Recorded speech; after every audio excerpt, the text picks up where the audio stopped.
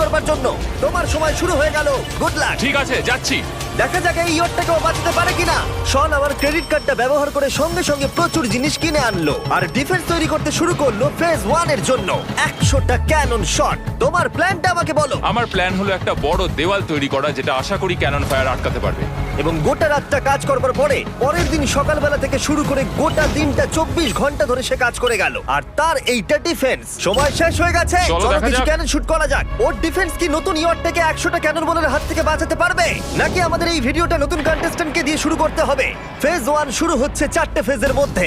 আমি খুব নার্ভাস, ঠিক আছে শন, এবার আমরা তোমার নতুন ইয়টে ক্যানন বল শুট করব। ভয় লাগছে। এম করো ক্যানন বল, ফায়ার!